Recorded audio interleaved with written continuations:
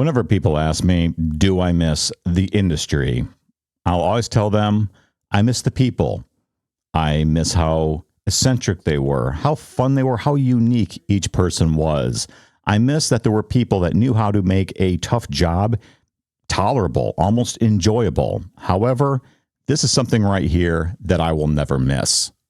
Pixar's box office behemoth Inside Out 2 has been described as a toxic workplace by former employees in the wake of the movie becoming the most successful animated film of all time.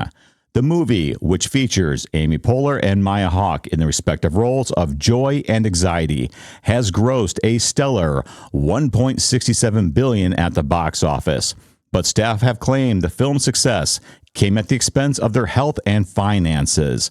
Per a report by IGN, 10 former Pixar employees have laid bare the allegedly crushing 24/7 pressure of working to make the film a hit for the flailing studio, with their efforts never rewarded after they were laid off, and they are now ineligible to receive a bonus on the film. The employees claim they were left hung out to dry by Pixar, which is a subsidiary of Walt Disney Studios, after the largest crunch in the studio's history saw 175 workers, 14% of the staff, laid off in May. It was claimed that Pixar was determined to make the film a success due to the fears the studio would go under after years without a monster hit. One source said, "Everybody felt pressure, adding, even now, I think people are gone still feeling the pressure of like, oh my God, we did it, we did it." Inside Out was allegedly mismanaged, leading to a larger amount of last-minute changes, requiring tools to be developed on the fly. Let me chime in with my 2 cents on that one.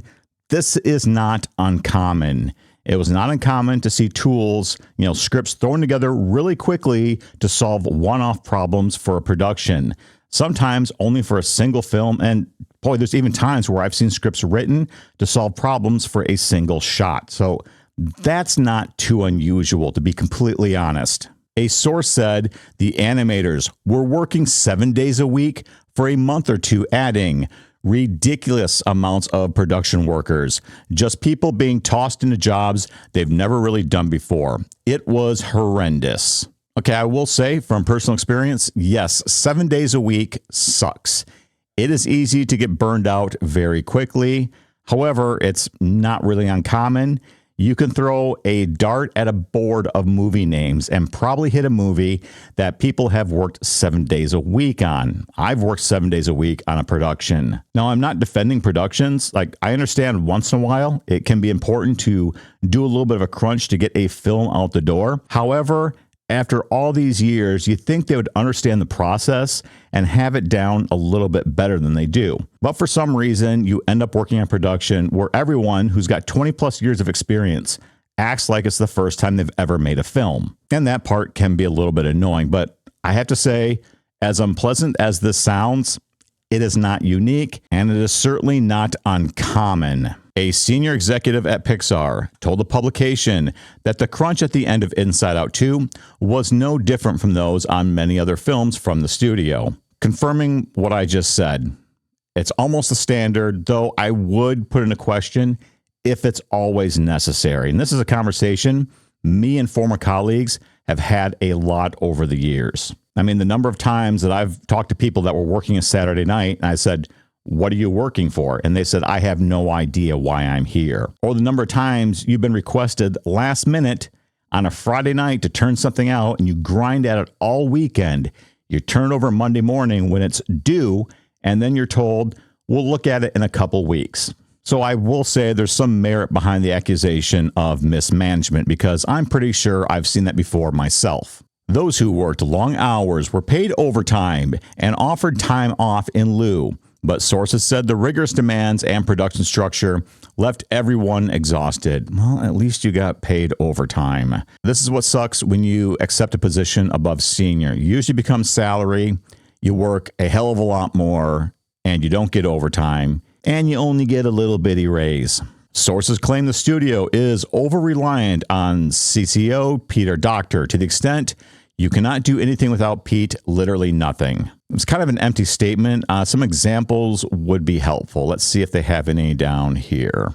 A former employee said, "The internal culture of Pixar right now is really rough. There is just an incredible amount of people who are like, I can't do this anymore." Several sources also claim Pixar was on a mission to make Inside Out 2 less gay after the box office failure of 2022's film Lightyear. This film featured a same-sex kiss and was banned or censored in numerous countries, with sources claiming the scene was roundly blamed for the film's failure. I honestly have no opinion either way on that film because I haven't seen it. It has nothing to do with the same-sex kiss.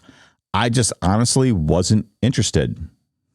It was alleged the film was subject to numerous edits that ramped up in September 2023 after the WGA strike ended and just 9 months before the film's release date, with special care put into making main character Riley's relationship with supporting character Val seem as platonic as possible. It was claimed edits to the lighting and tone of certain scenes were done to remove any trace of romantic chemistry, with a source saying it was just doing a lot of extra work to make sure that no one would potentially see them as not straight. Doctor told Ankler earlier this month of the layoffs. That was another thing that made this year really weird, saying the call was a result of moving away from streaming-only Pixar projects. Unfortunately, now Disney has come to the point where they realized, you know what? The amount we have to spend to do the quality we do doesn't make sense. Former employees blasted the studio for its out-of-touch celebration of the film's box office success, while those who had worked on it had been laid off, saying, "It's like watching an ex be with a movie star." Former employees blasted the studio for its out-of-touch celebration of the film's box office success, while those who had worked on it had been laid off, saying, "It's like watching an ex be with a movie star." Basically, it's like, I'm happy for you, but why?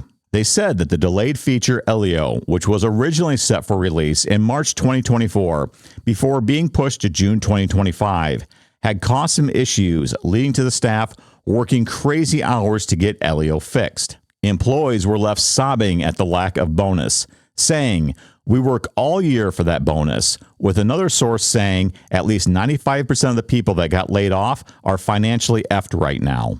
Yeah, right now, the animation industry is a tough place to find work.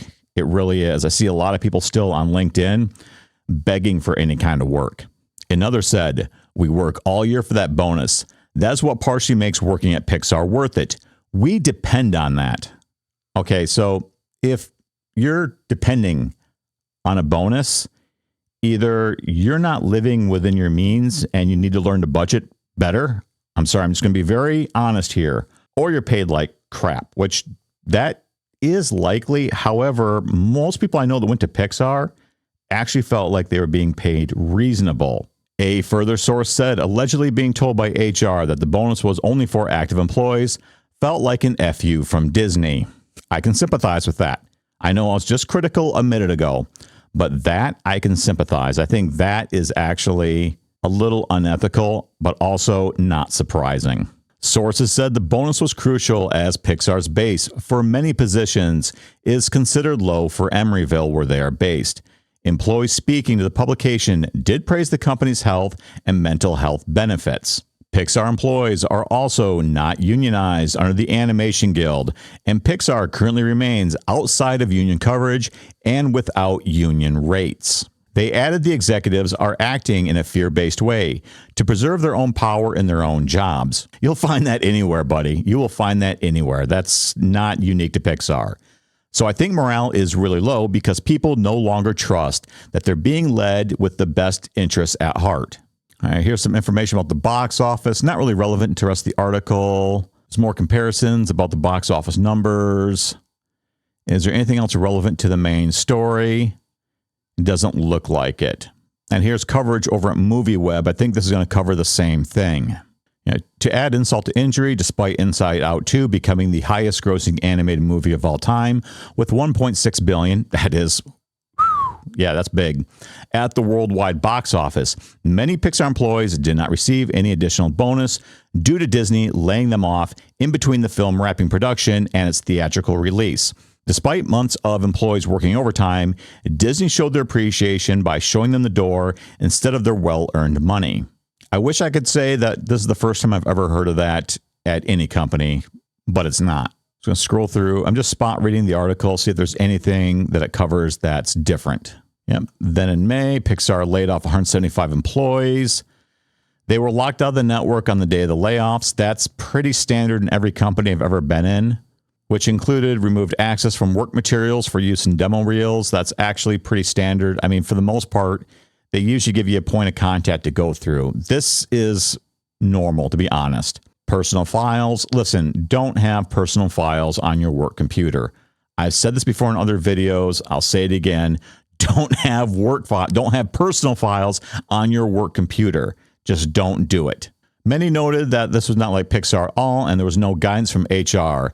Not only was keycard access prohibited outside normal work hours, but Disney did not want the affected employees to pick up their things to not make things awkward in the workplace. Again, I hate sounding like the devil's advocate, but this is not unique to Pixar. You'll see this in any other company. This is a standard in every corporation. I get the feeling that some of these people reporting this is the first big company they've ever worked in that they've ever experienced a layoff in. I know it sucks. It sucks, and the first time it feels very personal. I promise you it's not. This is pretty standard, actually. The day the layoffs happened was like a funeral. There was weeping and crying in the atrium. There are images from that day that are going to stay with me for quite a long time. I can sympathize with this, having witnessed this myself firsthand. Being laid off 1 month before the movie opened in theaters meant that the employees who worked overtime and crunched to get Inside Out 2 ready for release were ineligible for the bonus. For many Pixar employees, the bonus is vital because their base pay is considered low for the expensive area many are required to live in. Yeah, the Bay Area is an expensive place to live. It certainly is. I'm going to assume something, that some of these people that are talking to news agencies sound like they could be fairly junior. And the reason that I say that is I still have a lot of friends that work at Pixar. They're all senior level or above, and they live reasonably comfortable. They're not wealthy, but they can take care of their families. They can afford a vehicle. They really don't have any major complaints about their finances. Now, something I did witness on more than one occasion was someone who relocated for a junior level position, did not do the homework for the cost of living in the area. All they saw was the hourly rate that they were offered. And to them, that sounded like a lot based on where they were living. And all they knew was California was more expensive, but they really didn't understand how much more. And I vividly remember one person who was quite a bit more junior than me. They got an apartment that costed like $400 a month more than what I had. And I was senior to them. And I don't think they lasted a full year until they quit and went back east. Now, was money tight for me? Sure. There were some days that were tighter than others. However, I never went hungry. I never missed my rent. I always paid my utilities. My dog was always taken care of. My gas tank was always full. I always managed. I could have made a little more in other places. I know that. But I managed, and I did it living alone. But in the defense of the people that are talking to these news agencies, this was before the big spike happened in cost of living. I mean, it was expensive when I moved out here, but there was about a 4 to 5 year window where the cost of living really spiked up after I was here for about 5 years. And who knows if the wages ever adjusted to meet that spike in cost of living. There's probably some valid complaints in these articles. However, I am looking at a lot of this critically, and it does feel like there are some young people who had a bad experience. It was probably their first job. It was a dream job. They were so proud to be there. Their families were proud of them, and they had big dreams of a long career. And not only were they laid off, but they didn't get a bonus. And I understand it. I totally understand it. I've seen it happen before.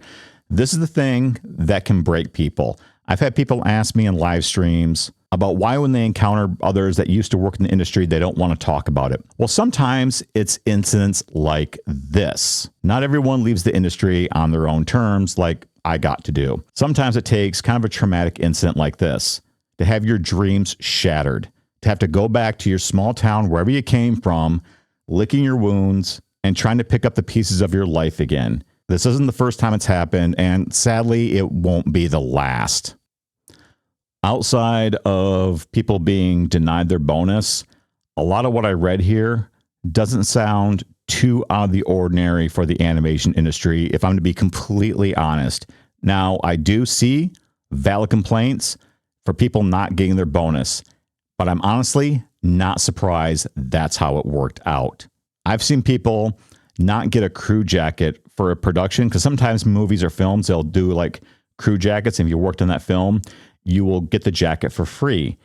I've seen people not get the jackets because they left a few weeks before the movie wrapped after being on the show for a year and a half. So yeah, it's not really new to me, as cold as it sounds. And I don't mean to sound cold, but it's just the reality of that industry. Anyways, that's all I have for this video. Thanks for tuning in, and I'll see you again next time.